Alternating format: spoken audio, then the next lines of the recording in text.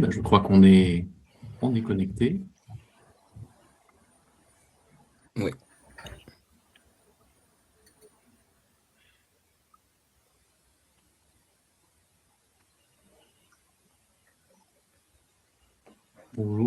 Bonjour à tous, toutes et tous.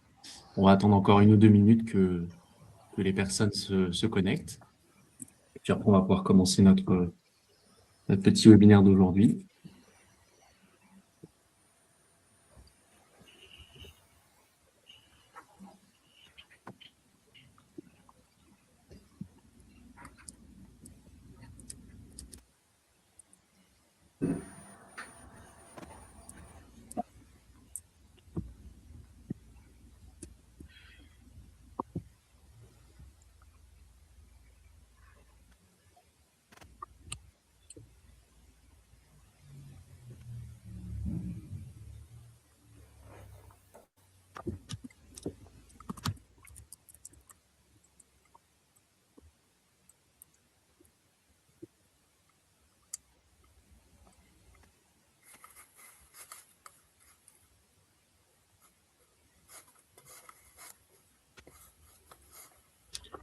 Bon, ce que je vous propose, c'est qu'on commence tout doucement. Ça permettra à ceux qui sont un peu en retard de rejoindre par la suite. Donc, merci à tout le monde de vous être connectés, de vous être inscrits à ce second webinaire organisé par Récif. Le sujet aujourd'hui, c'est d'aborder les clauses d'insertion et notamment grâce au recyclage des menuiseries en fin de vie. On a la chance d'avoir avec nous 3 intervenantes de très grande qualité, Peggy Leboeuf, Coralie Desserre et Elisa Flao, que je vais laisser se présenter dans un second temps. On a prévu un webinaire qui va durer à peu près 1 heure, avec un temps à la fin qu'on laissera le plus grand possible pour vos questions. L'idée, c'est de se présenter, bien sûr, présenter le contexte et le but de notre webinaire, donc le sujet des clauses d'insertion. Passer un peu de temps pour remettre un peu tout le monde à niveau sur l'écosystème de l'insertion, donc les différents types de structures qu'on peut retrouver dans l'insertion. Présenter bien sûr le sujet des clauses sociales, leurs objectifs, les problématiques que peuvent rencontrer aussi les chantiers et les entreprises générales et de construction à y répondre, et se focaliser ensuite en fin de webinaire sur un exemple de chantier réalisé par nos intervenants. Elles parleront avec plaisir. Et donc, comme je le disais tout à l'heure, se garder un temps à la fin pour répondre à vos questions. Sur le fonctionnement, donc aujourd'hui, moi, Valentin Vaucontry, directeur des opérations chez Récif, c'est moi qui vais animer donc le webinaire, et je suis accompagné de Vendry. Je vais laisser se présenter rapidement. Oui, bonjour à toutes et tous. Donc moi, Vendry Desmaris, directeur du développement de Récif. Et moi, aujourd'hui, pendant le webinaire, je vais surtout être là pour modérer les questions. Donc j'essaierai au maximum de répondre à vos questions en live dans le chat qui est à votre disposition. Et pour certaines questions où je ne serai pas forcément en capacité de répondre ou qui méritent plus de s'étendre un peu plus, on pourra les noter et vous pourrez même voter dessus pour qu'on les affiche et qu'on les reprenne à la fin, afin que ce sujet n'ait plus aucun secret pour vous et que tout soit clair et limpide sur le sujet de la réalisation des clauses d'insertion à travers le recyclage des menuiseries sur vos chantiers. Voilà, c'est ça, exactement. Donc, n'hésitez pas à poser vos questions tout au long du webinaire. Et puis, bien sûr, on reviendra sur les principales questions à la fin. On essaiera de garder le plus de temps possible. Avant de laisser la parole aux intervenantes et les laisser se présenter rapidement pour redonner un petit peu de contexte sur ce qu'on fait et pourquoi on est là aujourd'hui. Donc, ce webinaire, c'est le 2e webinaire organisé par Récif. Récif, c'est un réseau, pour celles et ceux qui ne connaissent pas encore, c'est un réseau d'entreprises d'insertion et adaptées. On reviendra juste après sur la différence entre les deux, qui réalise le recyclage des menuiseries vitrées en fin de vie sur l'ensemble du territoire français. Donc, c'est un réseau qui a été créé en 2021, qui compte aujourd'hui 21 sites en France. Donc, comme je le disais, entreprises d'insertion et adaptées. C'est un réseau qui réalise le recyclage en boucle fermée. La boucle fermée, c'est le retour des matières issues des fenêtres vers la filière menuiserie. Donc, on réintègre le verre pour faire du vitrage de fenêtres, le PVC pour faire des cadres de fenêtres. Et si ça vous intéresse, je vous renvoie à notre premier webinaire qu'on avait organisé en octobre pour parler de ce sujet-là, avec notamment Saint-Gobain et la ville de Paris qui étaient intervenus. Voilà, sans plus attendre, je vais laisser la première intervenante, Peggy, se présenter. Oui, bonjour. Donc, je suis Peggy Leboeuf. Moi, je suis présidente de l'entreprise Recycle Matériaux. C'est une entreprise d'insertion qui effectue le démantèlement des menuiseries vitrées en fin de vie, qui est créée depuis 2023, fin 2023, avec l'activité 2024.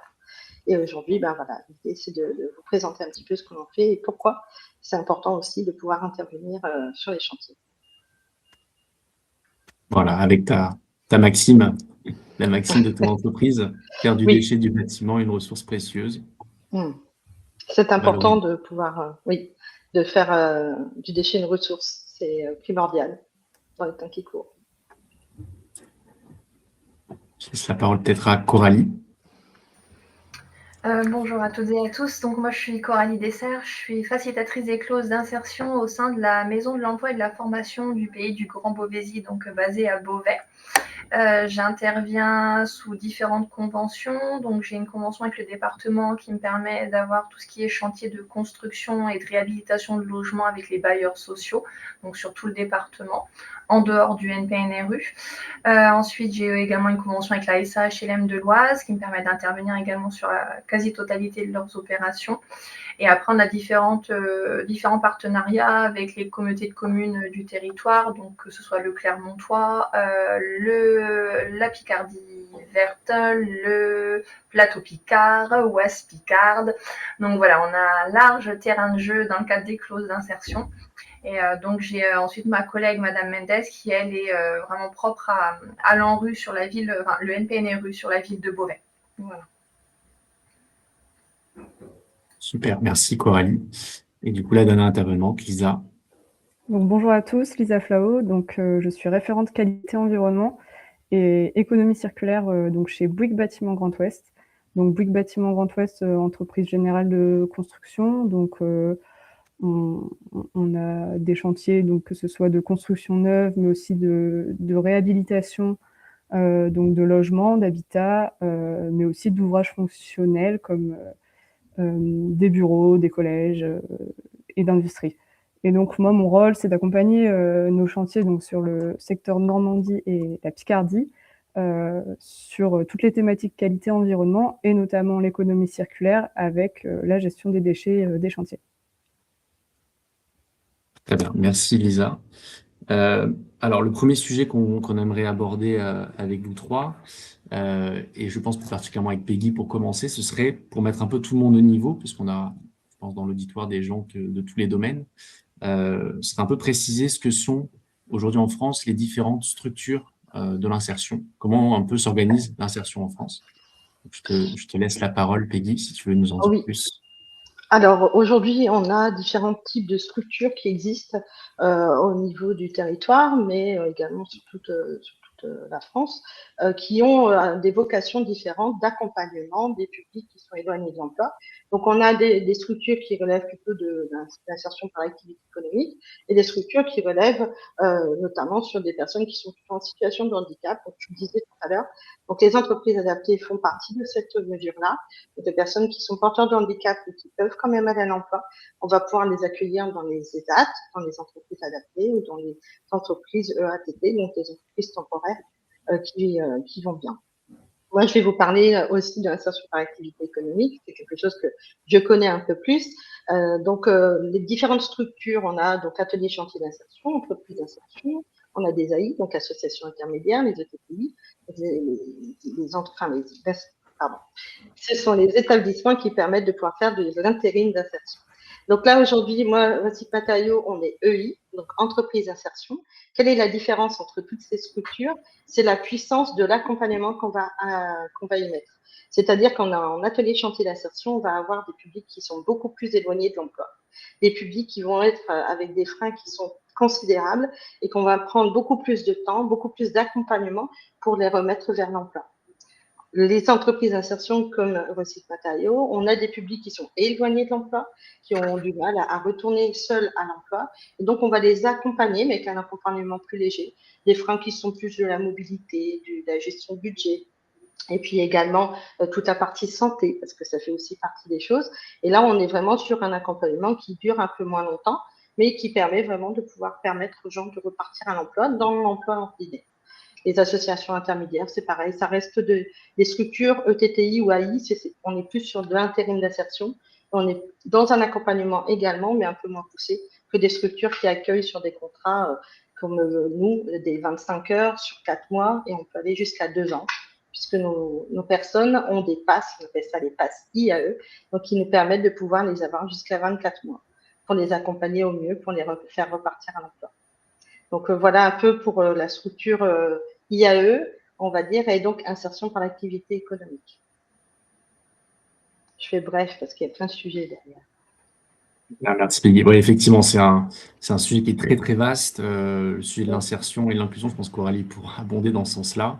Ce qui est intéressant, je pense que c'est important de retenir, en tout cas pour celles et ceux qui ne sont pas familiers avec ce sujet, ce diagramme en particulier, c'est que de différencier effectivement, comme tu l'as dit, les deux gros types de structures, celles qui vont faire de l'intérim, avec un accompagnement qui est un petit peu différent, et que ce soit de l'intérim d'insertion ou de l'intérim d'entreprise adaptée, enfin sur la partie adaptée, des entreprises qui vont faire plutôt de la prestation de services, et donc peut-être travailler en sous-traitance pour d'autres entreprises, notamment les entreprises de construction.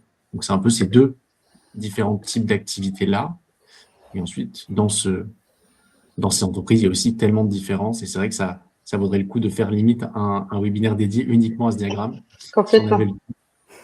Et pour revenir, enfin vraiment, je voudrais rebondir sur ce que tu viens de dire, mais vraiment, les gens qu'on accueille sont en contrat chez nous, comme dans les ETTI, ils sont en contrat avec les ETTI. Et la différence, c'est que d'un côté, on a une mise à disposition de personnel, et de l'autre côté, ce sont notre personnel, et on a une prestation de service que l'on vend à l'entreprise pour pouvoir justement organiser et faire l'action ici de démantèlement, mais il peut y avoir d'autres actions qui soient réalisées. Bien sûr. Bien sûr. Et c'est vrai qu'aujourd'hui, on va parler plus forcément, puisque tu es là, Peggy, de l'action de recyclage. Et c'est vrai que les entreprises d'insertion interviennent sur un champ de métiers très variés. Ça peut être des VRD, espaces verts, préparation de contenants. Voilà, c'est très, très, très vaste. Mais merci beaucoup. Et puis maintenant, on peut peut-être demander à Coralie, du coup, maintenant qu'on contextualise un petit peu plus ce qu'est l'insertion, ce que sont maintenant les clauses sociales. Quels sont leurs rôles et le rôle des facilitateurs aussi, facilitateurs, facilitatrices. Donc effectivement, il y a la distinction entre l'insertion et les clauses d'insertion. Les clauses d'insertion, ça fait partie d'un dispositif de mise à l'emploi qui est de plus en plus mis en place sur les différents marchés, publics et même privés, de plus en plus. Donc ce dispositif, ça permet vraiment de mettre à l'emploi un public qui est éloigné. Donc c'est vrai que nous, on a un rôle un peu central autour de la clause d'insertion en tant que facilitatrice, puisqu'on accompagne les différents partenaires qui sont dans la boucle. Donc on peut commencer sur la rédaction de la clause dans le marché. Donc, on peut être sollicité dans ce cadre, on peut accompagner aussi. Ensuite, on a la partie accompagnement des entreprises où on intervient sur la partie vraiment recrutement. On leur explique comment réaliser la clause et comment bien la réaliser. Parce que c'est vrai que moi, j'ai ce discours, on ne fait pas de l'insertion pour faire de l'insertion. On essaie de la faire intelligemment. Donc, c'est vrai que l'habitude, ce qu'on va entendre régulièrement, c'est beaucoup l'intérim d'insertion, mais on peut aussi la réaliser sous d'autres formats, notamment par exemple avec le partenariat qu'on a avec Récif Matériaux.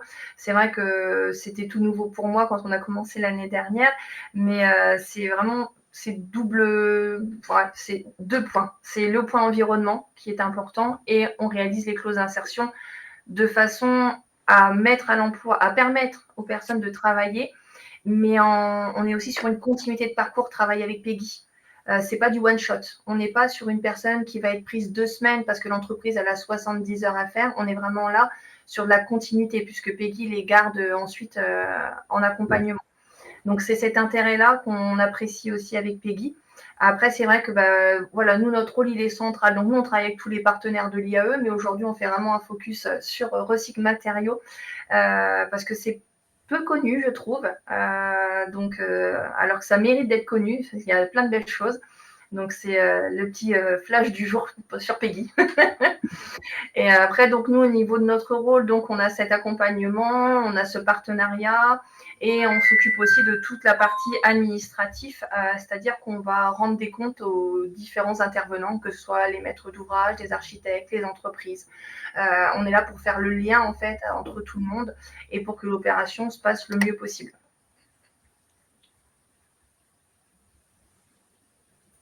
Super, merci beaucoup. Et notamment, c'est vous qui, les facilitateurs, c'est vous qui pouvez aussi être amenés à rédiger pour les maîtres d'ouvrage Oui. en amont des projets, les clauses d'insertion du coup. Ouais, on peut les accompagner sur la rédaction, on peut les accompagner sur le calibrage des heures, puisque bah, c'est un vrai sujet aussi. Hein. Sur quel lot on met des heures et où on n'en met pas. Il y a des métiers, c'est plus compliqué que d'autres. On voit ce qui est possible. Le but, c'est de ne pas mettre l'entreprise en difficulté. Et puis, si l'entreprise est en difficulté, nous, on se retrouvera également en difficulté de toute façon, puisqu'on est là pour accompagner. Donc, il faut que ce soit vraiment, comme je le disais, de la clause d'insertion, mais réfléchie.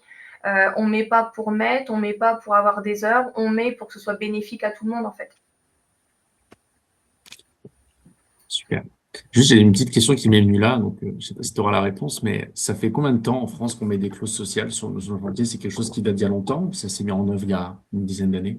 Alors moi, si je parle sur le département, ça fait plus de 10 ans. Parce qu'en fait, avant d'être sur ce poste de facilitatrice de clause d'insertion, je travaillais au sein d'une agence intérim spécialisée BTP. Et du coup, je faisais de la clause d'insertion et de l'autre côté, en fait.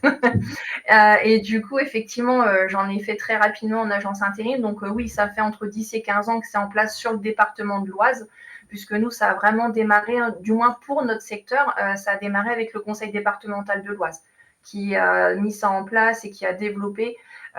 Donc, c'est un réel enjeu sur le territoire, en tout cas. Ok, super. Bah, merci beaucoup, en tout cas, pour ce partage. Lisa, toi qui, du coup, es de l'autre côté aussi, puisque tu es entreprise de générale, entreprise de construction, tu es amenée à répondre à des chantiers. Comment, justement, vous, les chantiers, quel lien vous avez avec ces clauses-là? Comment elles vous sont imposées ou comment elles sont intégrées dans les réponses? Quelle est votre réaction à vous, votre façon de traiter ce sujet quand vous en avez? Alors, donc oui, donc souvent la plupart du temps dans les marchés, on a des obligations, enfin voilà, c'est des clauses d'insertion comme l'expliquait Coralie. Donc souvent c'est un certain pourcentage des heures à réaliser avec des profils de personnes en insertion. Donc comment nous, les chantiers, y répondent? En fait, ces heures, elles sont réparties souvent parmi toutes les entreprises qui vont intervenir sur le chantier et au prorata des heures qu'ils ont à réaliser. Et donc, chaque entreprise, chaque sous-traitant et nous-mêmes, sur les lots que l'on fait en part propre, on doit rechercher des profils de personnes en insertion. Donc, c'est vrai que sur les chantiers, on a l'habitude de travailler avec des entreprises d'intérim. Donc, on a un fort taux d'intérimaires et donc un des réflexes, c'est de travailler avec ces entreprises d'intérim et souvent pas toujours avec directement les entreprises d'insertion parce que voilà, les conducteurs de travaux ont plus l'habitude d'être en contact avec ces structures et ils vont chercher voilà, des profils pour tout type de mission. Ça peut être des missions techniques ou autres, des missions qu'on peut avoir besoin sur chantier de nettoyage, de logistique, enfin tout type de mission. Et donc, voilà. Comment on y répond? Super, merci. Je ne sais pas si c'est très visible pour tout le monde. On vous a mis ici un extrait d'une clause qui était apparue dans un CCTP un peu type qu'on avait récupéré.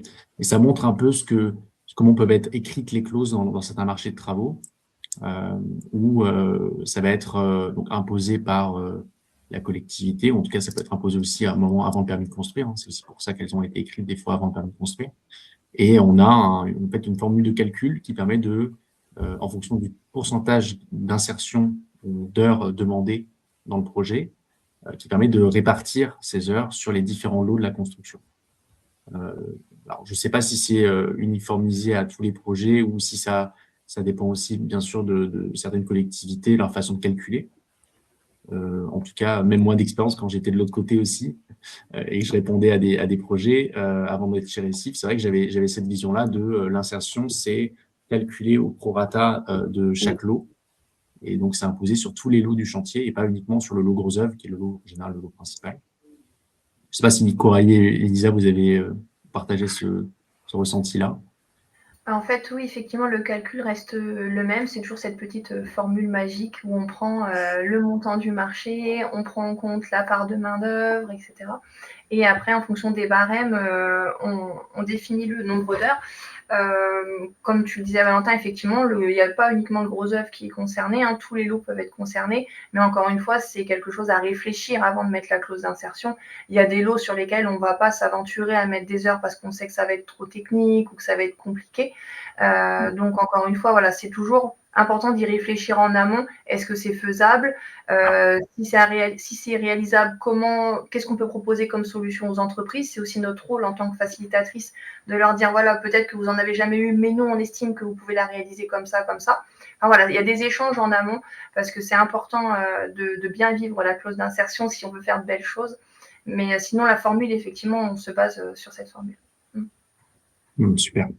Et justement, tu en as un peu parlé, et je pense toi aussi, Lisa, mais vous deux qui, du coup, travaillez, j'allais pas dire l'une en face de l'autre, mais vous travaillez un peu main dans la main, mais autour de ce sujet-là, donc de la clause d'insertion, est-ce que vous avez rencontré des problématiques, justement, vis-à-vis l'une par rapport à l'autre, ou vis-à-vis, vous, de ces clauses-là, de ce qu'elles vous imposent à l'une et l'autre, sur vos différents chantiers, projets? Lisa, tu veux commencer? Non, pas forcément. Des difficultés avec Lisa, pas spécialement. C'est vrai que Bouygues c'est rodé pour ce qui est clause d'insertion, donc on rencontre pas de difficultés à réaliser les heures avec Bouygues. Après, les difficultés qu'on peut rencontrer actuellement, c'est plutôt plus par rapport au public qui n'est pas toujours prêt, qui n'est pas toujours au rendez-vous. Donc après, ça fait partie de notre travail aussi, de communiquer sur la clause d'insertion parce que c'est vrai que c'est connu des entreprises et encore il y en a certaines qui peuvent encore avoir peur de la clause d'insertion, mais c'est aussi très méconnu du public, des bénéficiaires. Donc c'est vrai qu'on essaie de faire des événements sur différentes communes, notamment souvent par rapport au lieu de chantier, pour communiquer auprès du public, parce que souvent le premier frein reste la mobilité. Donc c'est vrai que quand on a un démarrage de chantier, on essaie d'être présent sur le territoire pour présenter la clause d'insertion dans les grandes lignes, parce qu'il ne faut pas non plus leur faire peur. Mais après, voilà, le public, on a beau leur donner les infos, on leur dit que peut-être au moment où on se voit, c'est pas le moment, mais il faut qu'ils aient cette info que ça existe, que c'est une porte d'entrée pour remettre le pied au monde du travail et qu'il ne faut pas en avoir peur. Donc, nous, on réalise aussi beaucoup de vidéos témoignages pour aussi rassurer le public comme les entreprises, où on fait du coup des vidéos avec différents partenaires, que ce soit les bénéficiaires de la clause, que ce soit les entreprises. On a fait une vidéo avec Peggy aussi pour expliquer comment réaliser les heures d'insertion autrement. Mais c'est vrai que les vidéos pour le public, ils ont cette tendance à montrer que voilà, les clauses d'insertion, ça ne parle pas à grand monde, mais en tout cas, on peut tous un jour y être attachés, ou on peut tous un jour y être éligibles, parce qu'aujourd'hui, on est là, demain, on ne sait pas. Les aléas de la vie font que, et du jour au lendemain, on peut se retrouver éligible aux clauses d'insertion. Donc, c'est vrai qu'on essaie de les rassurer en disant que ce n'est pas une honte et qu'il y a des très belles choses qui se font dans le cadre des clauses d'insertion. Il y a des personnes qui reprennent confiance en eux. On a des personnes, ça leur permet de remettre le pied à l'étrier après plusieurs années sans activité où ils ont été au fond du gouffre. Donc, voilà, il y a plein de belles choses. Donc, c'est très important de l'entendre, de le savoir. Mais c'est vrai qu'il y a cette partie-là où la difficulté à l'heure actuelle, ça reste quand même de mobiliser le public pour qu'on puisse vraiment répondre aux offres. Voilà. Et donc, nous, à l'origine, on a commencé oui. Vas-y, Lisa. On a commencé à travailler donc, avec Recycle Matériaux, mais pour résoudre plutôt une problématique de tri et de recyclage en fait, des fenêtres. On n'avait pas du tout parlé d'insertion au démarrage. Et donc, en fait, quand les équipes se sont rendues compte qu'on pouvait faire travailler du personnel en insertion via le recyclage des fenêtres, ça a vraiment été un vrai plus pour pouvoir le faire aussi sur d'autres projets, parce que voilà, c'est pas toujours évident de trouver des profils pour venir travailler sur le chantier. Et donc, dans ce cas-là, on peut pouvoir faire des insertions tout en résolvant une problématique de tri de recyclage où on n'a pas toujours non plus les solutions suivant les secteurs. Donc c'était un peu 2 en 1 et c'est ce qui a vraiment permis d'avoir un partenariat sur le plus long terme et de dupliquer ça sur nos chantiers. Mais c'est vrai que pour reprendre ce que dit Lisa, l'activité de Peggy, c'est vraiment le 2 en 1 de toute façon, puisque la problématique qu'on peut rencontrer, c'est que des fois, les entreprises me disent moi, sur le chantier, c'est pas toujours évident de réaliser mes heures. Et du coup, ça fait partie des solutions possibles. Et c'est vrai que c'est ce qu'on évoque aussi maintenant aux entreprises, les heures d'insertion. Il y a plein de possibilités de les réaliser et faire appel à une entreprise d'insertion comme Peggy, c'est 2 pierres. Enfin voilà, on fait du recyclage, donc il y a la partie écologie qui est très importante, donc à ne pas négliger, mais c'est aussi réaliser ces heures d'insertion différemment, parce que souvent on part sur un poste de manœuvre comme on le disait tout à l'heure, mais c'est 2 en 1, mais avec du coup des très beaux objectifs au final, puisqu'il y a la partie environnement, la partie insertion, inclusion, enfin voilà.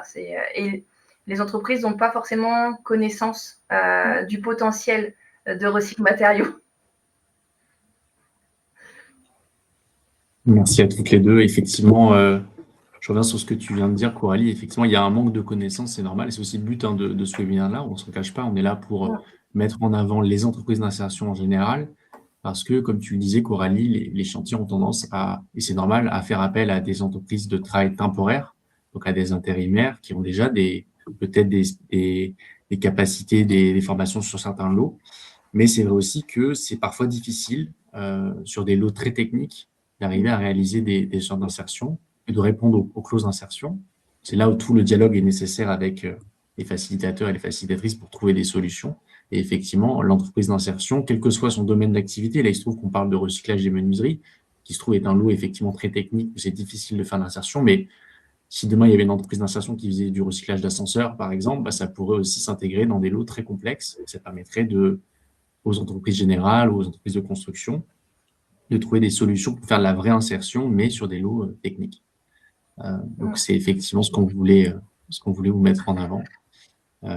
C'est vraiment un travail, je reviens sur ce schéma qu'on n'a pas représenté, mais c'est vraiment un travail entre 3 structures différentes qui œuvrent à la même action, qui en plus, là, dans notre cas, a l'avantage d'être aussi une action environnementale. Merci à toutes les deux pour ça, et bien toutes les 3 avec Peggy, qu'on n'a plus entendu. Mais d'ailleurs, Peggy, j'ai entendu Coralie en parler, et je pense que toi, tu as aussi beaucoup d'exemples à donner avant qu'on passe à peut-être un cas concret de chantier.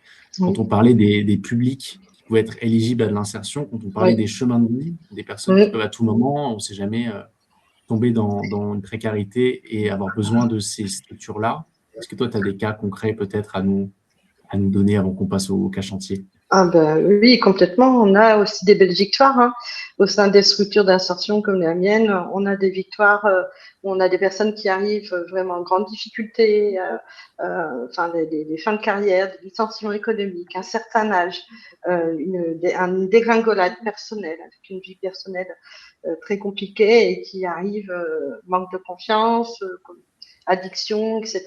Et puis parfois, il suffit pas grand-chose et on va sur le chantier et on discute avec les personnes du chantier, avec les personnes qui habitent là. On échange avec les gens, on crée du lien. Et puis, on prend confiance. Et qu'est-ce que vous faites? Vous ramassez les fenêtres? Vous faites quoi avec les fenêtres? Moi, je les casse parce que c'est important et on explique le métier. Et là, tout de suite, on se sent grandi. Et voilà, on a aussi des personnes qui aujourd'hui intègrent des structures, sortent de notre structure pour aller vers d'autres, avec une garantie qu'ils ont fait quelque chose de bien. Ils sont contents de ce qu'ils font et ils sont contents d'en parler. Parce que ce qu'on est en train de faire là au niveau de recycle matériaux et la boucle fermée qu'on fait au niveau des fenêtres, c'est quelque chose d'important. Se lever le matin pour aller casser le verre des fenêtres, aujourd'hui, il y a une garantie derrière que je le fais, mais je sais pourquoi je le fais. Et donc, on accueille le public, on les accompagne aussi dans pourquoi je le fais. Et donc, ils sont là et ils se sentent grandis et derrière, même dans leur vie, et ils parlent de leur métier, ils parlent de ce qu'ils font ici, ils se sentent bien et ça permet vraiment de pouvoir remettre les pieds à l'étrier sur certains profils. Et ça, c'est des pépites, des belles victoires. Super, merci Peggy. Effectivement, c'est vrai qu'on ne l'a pas précisé au début. On a beaucoup à dire sur l'insertion. Je pense que tout le monde l'aura compris. Le but des structures d'insertion et des entreprises adaptées aussi, quelles qu'elles soient, c'est de servir de tremplin pour ces personnes-là, ces parcours-là, pour les réintégrer ensuite dans l'entreprise classique, entre guillemets, dans le monde de l'entreprise classique. On a perdu Coralie. J'espère qu'elle va revenir. Voilà. Et donc, les structures d'insertion, elles ont un rôle à jouer, mais un rôle à jouer temporaire, avec des contrats temporaires qui vont jusqu'à 2 ans. Et les personnes, l'idée, c'est qu'à la suite du parcours et de tout l'accompagnement que les équipes de Peggy réalisent avec elles, ces personnes-là intègrent le marché de l'emploi et donc elles ont ce qu'on appelle un taux de sortie dynamique positif. Elles retrouvent un emploi longue durée. C'est jusqu'à 2 ans. Ça peut être moins. Ça peut être moins. Parfois, c'est 4 mois. Parfois, ils arrivent. Au bout de 4 mois, on arrive à. Il suffit pas grand-chose. Une mobilité, un permis à passer. Donc, ça peut être de 4 mois à 2 ans. Mais d'une personne à l'autre, on va passer 2 ans, voire plus, en fonction de l'âge. Parfois, on passera moins. Très bien. Bon, Coralie, je crois qu'il y a un petit problème. J'espère qu'elle va nous rejoindre. On va pouvoir quand même commencer à aborder un cas un peu plus concret de chantier que vous avez réalisé d'ailleurs toutes les deux, Peggy et Lisa. Je vous laisse peut-être présenter ce chantier-là.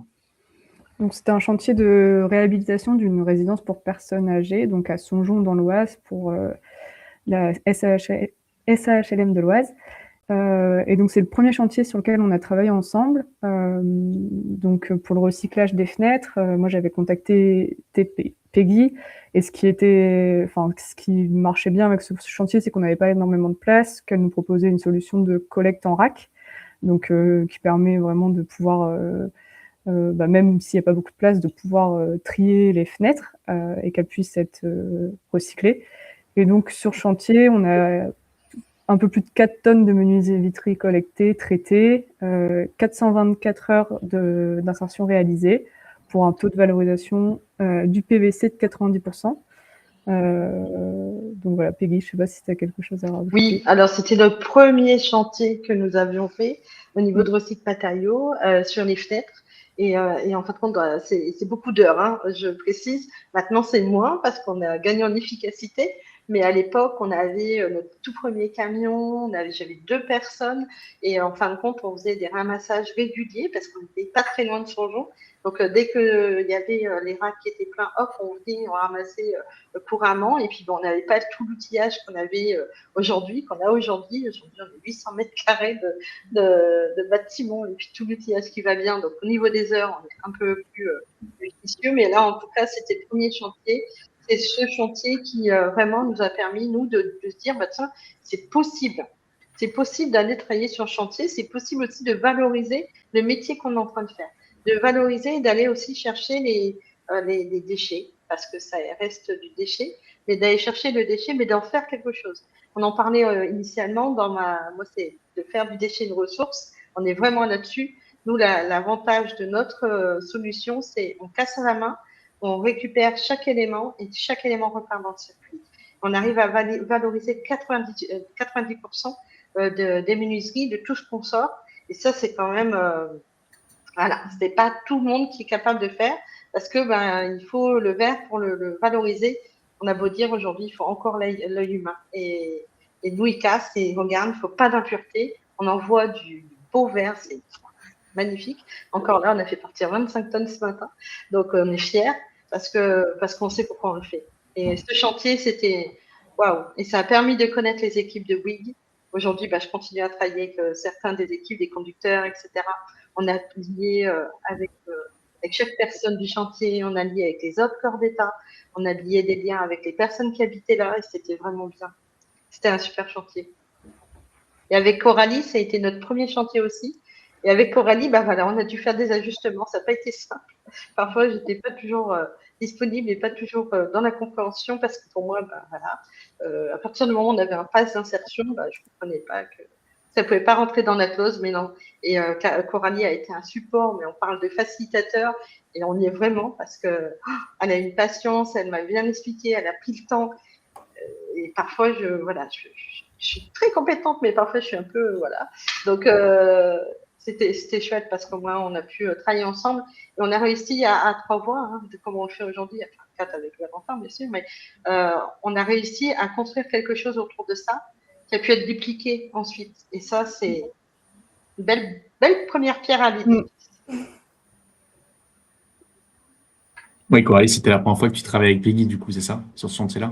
Oui, même entreprise d'insertion, parce que c'était pas courant, c'est méconnu, c'est ce que je disais tout à l'heure. C'est vrai que ce webinaire, il a tout son intérêt parce que effectivement, nous on connaissait, nous quand on a nos offres, on les diffuse, on explique aux entreprises les différents partenaires de l'IE qu'on a sur le territoire, mais après nous on n'a pas, c'est pas à nous d'imposer comment ils vont réaliser leurs heures. On les conseille, on leur dit ce qui est possible, mais après la décision leur revient. Et c'est vrai que quand on a eu l'occasion de travailler avec Peggy, ça a été aussi une découverte pour nous, parce que effectivement, nous, on connaissait pas forcément la totalité de l'activité qui est vraiment très vaste et très intéressante. Et on s'est trouvé une organisation pour travailler ensemble, parce que comme le disait Peggy, c'était tout nouveau. Donc, entre moi, ce que j'ai besoin, ce que Peggy a besoin, enfin, voilà, on a trouvé notre rythme, et puis, pour que le partenariat il puisse bien fonctionner, et ça fonctionne aujourd'hui. Donc, c'est simple. Enfin, j'ai même envie de dire que c'est même plus simple pour l'entreprise, finalement, parce que c'est une prestation de service. Donc, finalement, c'est que du plus. Super. Et du coup, déjà, je tiens à revenir sur cette photo. Je ne sais pas si on la voit très, très bien, mais la bâche qui était affichée pendant le chantier, qui met en avant ce que fait Bouygues et ce que fait du coup Recycle Matériaux en tant que prestataire sous-traitant de l'entreprise générale. Et je pense que ça participe aussi à rendre compte aux équipes de Recycle Matériaux que ce qu'elles réalisent, ça sert le projet aussi, pas uniquement le rôle.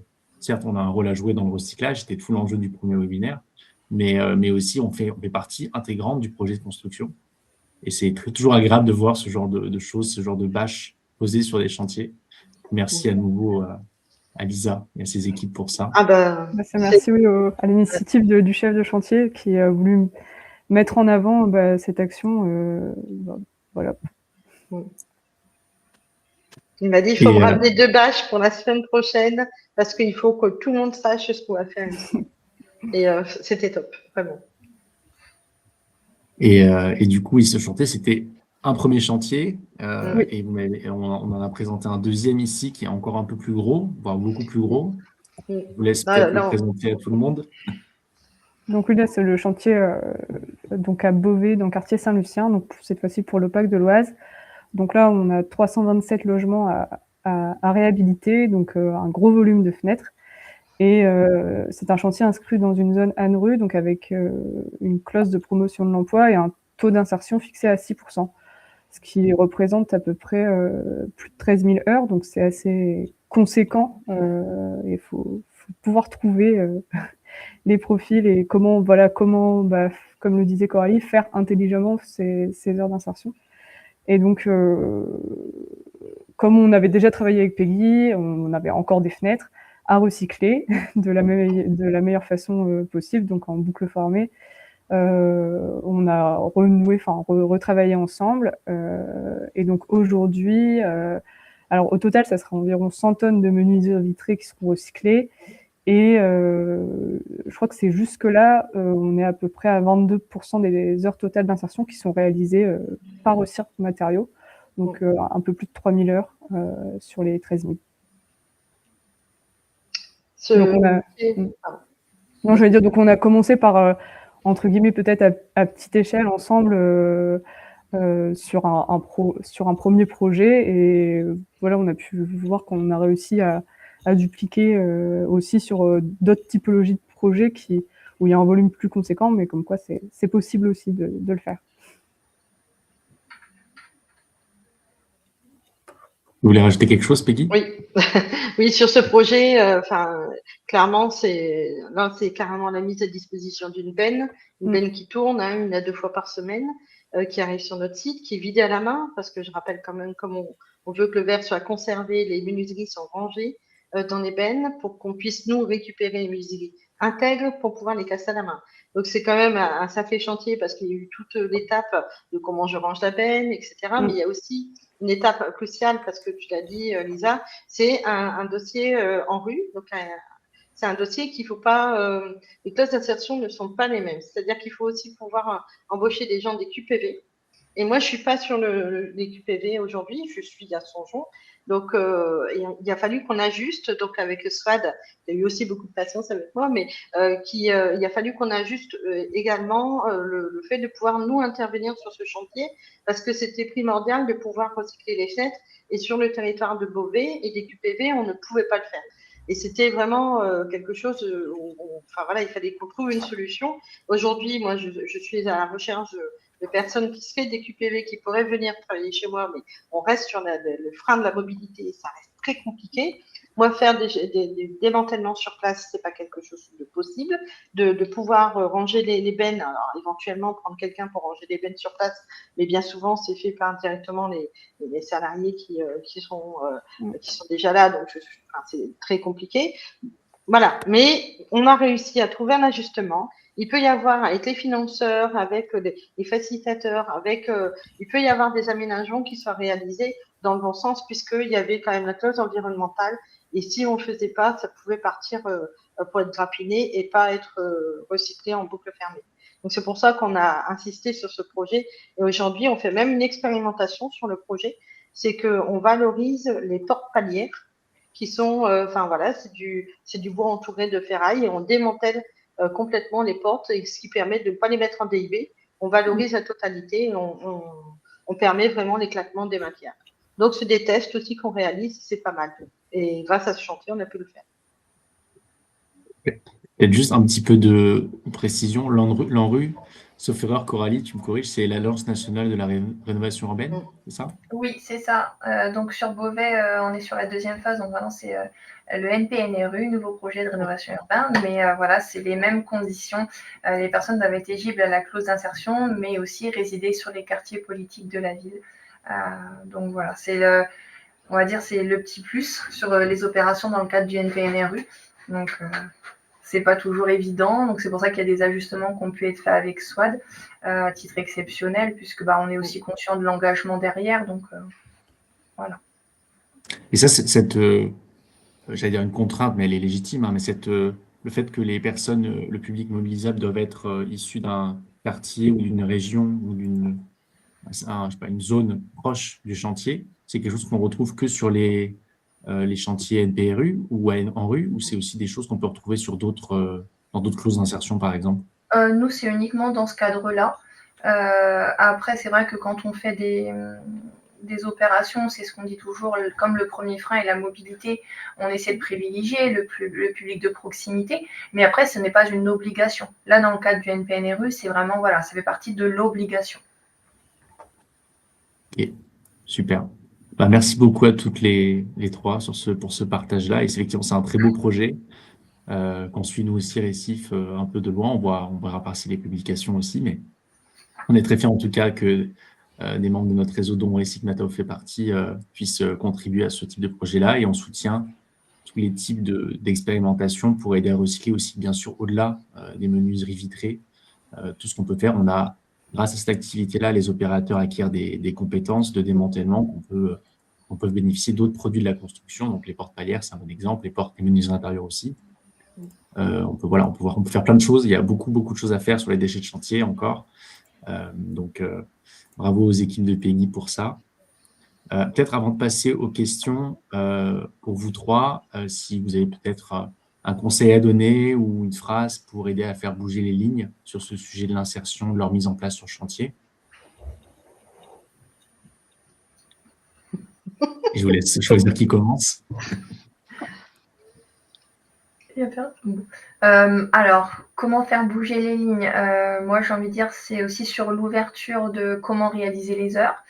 C'est un petit peu déjà ce qu'on a dit précédemment, hein. On peut réaliser les heures différemment. Alors, bien évidemment, ça n'empêche pas de continuer ce qu'on faisait parce que c'était déjà bien fait, c'est pas le souci. C'est juste qu'il y a d'autres alternatives qui valent le coup ça vaut le coup de découvrir, ça vaut le coup d'essayer. Et puis après, en une phrase, un conseil pour se lancer. Bon, en gros, j'ai envie de dire que la clause d'insertion, il y a tellement de partenaires engagés autour de ce sujet qu'il ne faut pas forcément avoir peur de la clause d'insertion. Souvent, on pense que ça va être une contrainte, que ça va être compliqué. Enfin, c'est le mot qui ressort toujours. C'est compliqué, c'est compliqué. C'est simple. C'est simple, le tout, c'est de s'entourer des bonnes personnes, donc du facilitateur référent qui, lui, a aussi un réseau et des partenaires de l'IAE qui sont présents sur le territoire.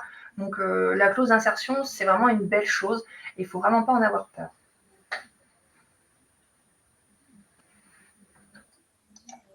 Je vais y aller. Je suis tout à fait d'accord. Alors, comment faire bouger les lignes? C'est la communication.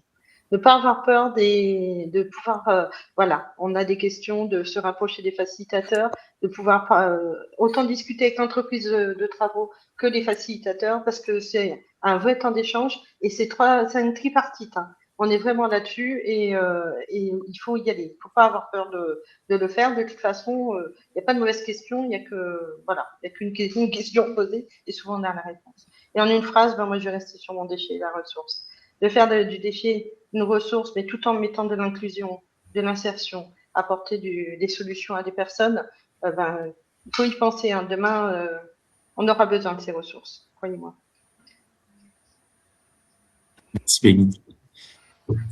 Et donc, pour finir, moi, je dirais, voilà, ne pas hésiter à contacter les acteurs locaux de son territoire. En fait, on se rend compte qu'on peut faire plein de choses. Ne pas hésiter à poser des questions et pour innover et lancer des tests à petite échelle pour ensuite pouvoir dupliquer plus grand. Merci beaucoup à toutes les trois. J'ai pas trop suivi ce qui se passait dans le chat, je n'ai pas vu beaucoup de questions, mais on va pouvoir passer aux questions en tout cas s'il y en a. Je vais regarder un peu ça. Alors déjà, bien sûr, oui, on vous enverra la présentation et on vous enverra le lien vous aurez accès au replay du webinaire. Donc ça, pas d'inquiétude. Et la deuxième question, de plus en plus de compétences relatives à l'économie circulaire, remise en état, dépôts soignés sont recherchées. Existe-t-il des certificats de compétences suite à l'insertion sur ces tâches? C'est une très bonne question. N'étant pas moi-même sachant, je vais peut-être laisser la parole à ceux qui savent. Des certificats de compétences. Il y a aujourd'hui des centres de formation qui s'équipent pour pouvoir proposer des formations agents valoristes qui permet justement d'avoir des titres et des titres adaptés sur justement comment on fait de l'économie circulaire, notamment sur le bâtiment. Donc, il y a l'AFPA dans le Nord qui propose ce titre. Il y a d'autres acteurs aussi qui proposent ce titre. Donc, aujourd'hui, il existe des choses pour pouvoir valoriser les compétences qu'on acquiert, notamment même sur le métier qu'on a de démanteleur de USB. Je peux pas avoir répondu. Et il y a aussi alors ça, je maîtrise un peu moins le sujet, mais je pourrais toujours vous répondre ensuite par mail sur ce sujet-là, mais on a aussi entendu parler des badges de l'insertion, qui était un projet de la Fédération des entreprises d'insertion pour qu'il y ait des compétences qui soient acquises par les publics au cours de leur parcours, parce qu'ils peuvent passer dans plusieurs types de structures aussi. Et donc ensuite, en passant d'une structure à l'autre, ils acquièrent des compétences qui soient valorisées par chaque structure. Donc ils gardent ensuite une sorte de passeport, un badge, qui permet de pouvoir aussi trouver un emploi plus facilement, avoir un taux de retour vers l'emploi plus rapide. Ça peut aussi s'intégrer dans ce cas-là. Et de manière générale, l'économie circulaire, avec notamment la REP PMCB, donc sur le déchet du bâtiment, ça ouvre un champ de compétences nouveaux dont peuvent se saisir les entreprises d'insertion. Et nous, notre objectif à plus moyen terme, c'est de trouver des passerelles, de créer des passerelles entre les chantiers et nos publics. Aujourd'hui, on est là, je parle sous le contrôle de Peggy, mais on a des personnes qui vont passer dans nos structures et qui vont parfois s'orienter vers des métiers de la logistique, vers des métiers de l'industrie, en lien avec parfois des partenaires qu'on peut avoir. Mais on aimerait qu'ils se réintègrent aussi sur les chantiers. Et typiquement, ce dont tu parlais de Peggy, agent valoriste, la personne qui va gérer les déchets sur le chantier. C'est-à-dire le fait que les déchets aillent dans la bonne benne et que la logistique se passe bien, et que la séparation se passe bien, ça va être une compétence très importante dans dans mes années à venir. Ah, on a une deuxième question. Ça fonctionne. Alors, comment vous procédez pour transmettre le bilan des heures d'insertion? Plateforme outils. Alors, du coup, donc le transfert des informations entre Peggy et moi se fait via un tableau. Donc Peggy me communique un tableau mensuellement avec les heures réalisées et en amont, j'ai les contrats de travail des bénéficiaires. Donc les personnes sont validées en amont et après mensuellement, Peggy m'envoie un état d'avancement au niveau des heures et moi en tant que facilitatrice des clauses d'insertion, j'ai le logiciel ABC qui me permet de faire toute la saisie et tout le suivi de l'opération et de pouvoir rendre des comptes à tout le monde.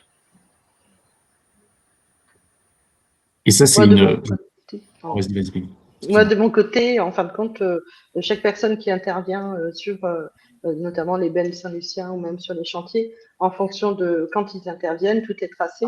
Donc, ça me permet de pouvoir identifier, en fonction des heures qu'ils réalisent, de pouvoir remonter les heures qui ont été réalisées directement sur l'opération nommée. Et j'en profite pour poser une question moi aussi. J'en profite pour améliorer ma connaissance sur le sujet. Ça, cette traçage sur les heures, cette remontée d'informations, elle est faite à la fin de la prestation ou elle est faite tout le long de la prestation, tous les mois ou tous les 2 mois? Tous les mois. Tous les mois, j'ai tous les éléments à recenser pour faire une attestation à chaque entreprise pour qu'elle puisse avoir une visibilité sur l'avancement des heures d'insertion et voir si c'est cohérent avec l'avancement du chantier. Super, merci. Alors, on a reçu une deuxième question. Est-ce qu'il serait possible d'avoir un exemple ou un extrait de CTP intégrant une clause qui nous aiderait à montrer concrètement à nos maîtres d'ouvrage privés comment ils peuvent intégrer ce type de dispositif? Alors, si c'est sur la façon de l'écrire, alors là, pareil, je parle sous le regard de celles qui s'y connaissent plus que moi, mais celle qu'on a mise tout à l'heure dans la présentation, elle n'apparaît plus. Ok, je vais voir si je peux la remettre. Alors, attendez, hop.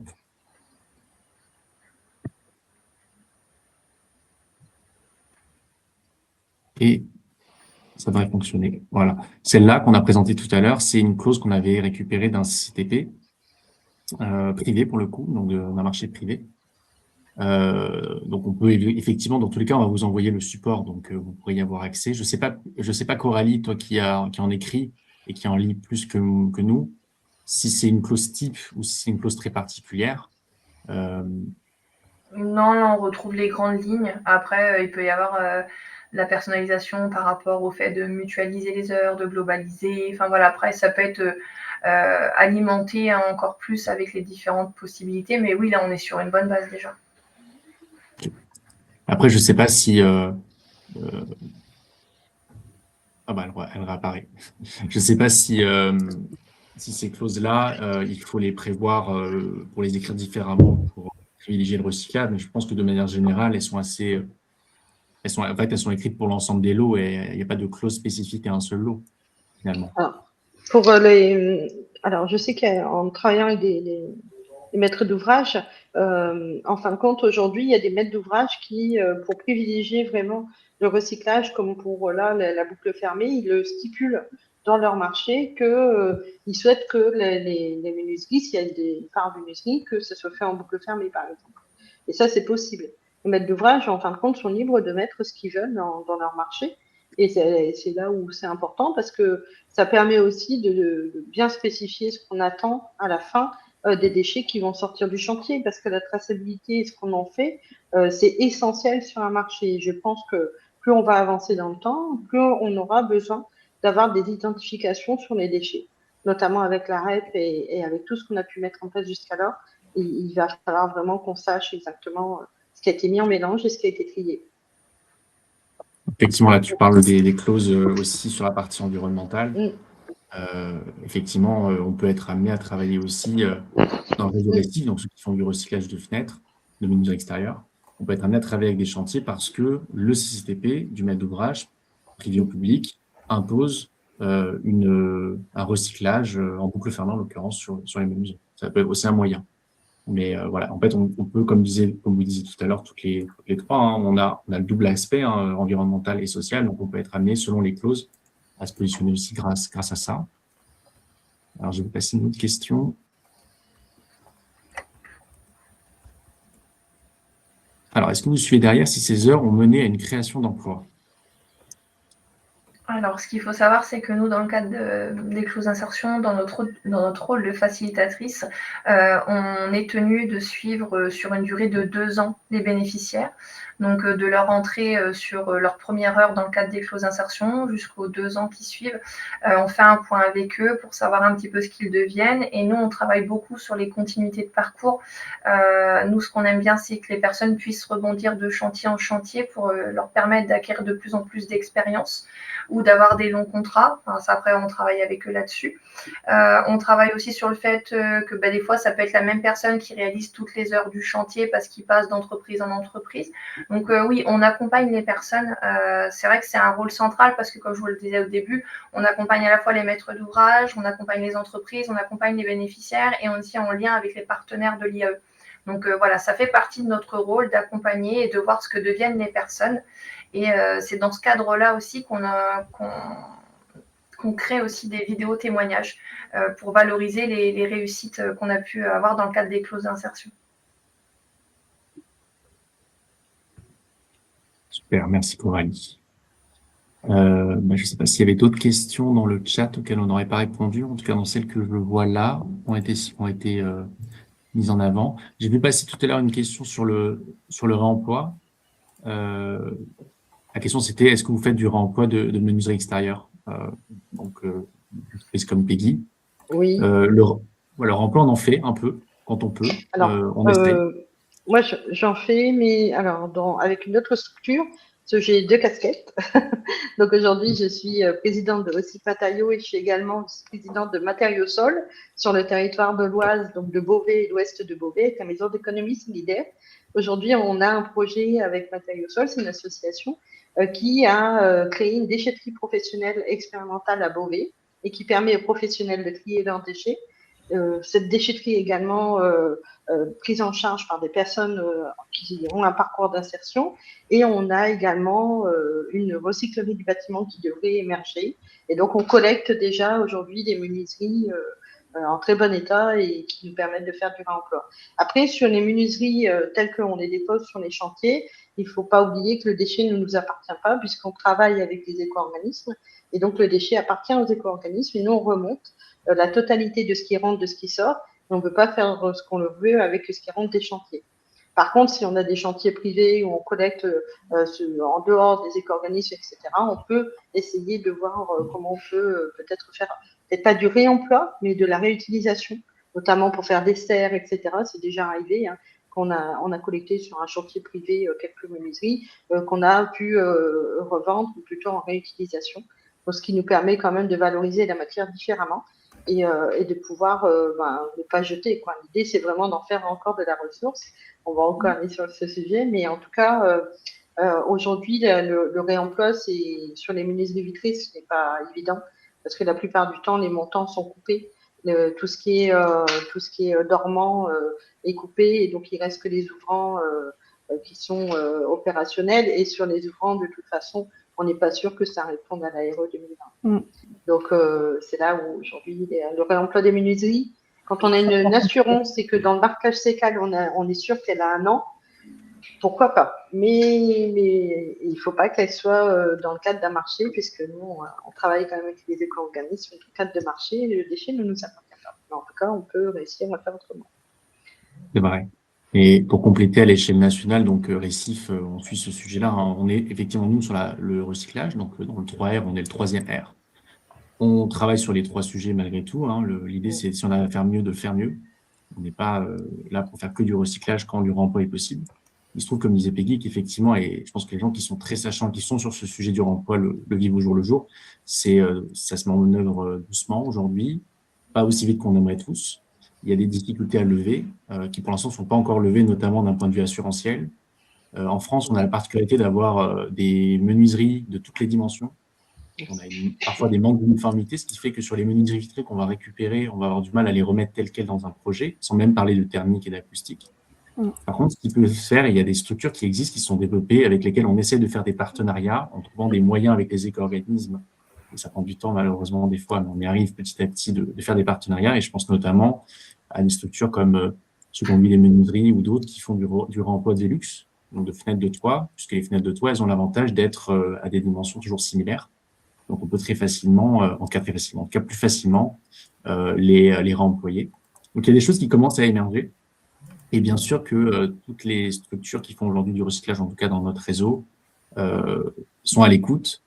Et donc, sont à l'écoute aussi de vos sollicitations, si vous nous écoutez là actuellement. Et on est prêt à travailler ces sujets avec vous. Et d'ailleurs, j'en profite pour le dire, parce qu'on ne le met pas souvent en avant, nous, parce qu'on est souvent sur le recyclage des fenêtres, mais dans notre réseau d'entreprises d'insertion, on a des structures qui font aussi du curage et du remploi, pas forcément sur les menuiseries, mais qui peuvent être amenées du coup à faire aussi la dépose soignée des fenêtres, par exemple, dans le cadre des lots curage, pour ensuite faire du recyclage. Donc, on essaie vraiment de réfléchir à une solution généralisée. Ça prend un peu de temps, mais on y arrive petit à petit. Voilà, je ne sais pas s'il y avait d'autres questions. Pour suivre nos activités, voilà, on met le lien vers notre LinkedIn. Je ne sais pas si vous avez d'autres questions. On arrive à la fin du webinaire, en tout cas, j'en ai pas vu d'autres passer. Si jamais, n'hésitez pas à nous contacter. On va vous transmettre le support et vous aurez accès à la vidéo, le replay du webinaire et on vous enverra bien évidemment nos coordonnées. Donc, si jamais vous avez des questions ou des sollicitations, n'hésitez pas. Et puis, à nouveau, merci à toutes et tous de vous être connectés et un grand merci à nos 3 participants d'avoir joué le jeu et d'avoir participé avec nous à ce webinaire. Merci. Merci à vous. Merci. Merci bien.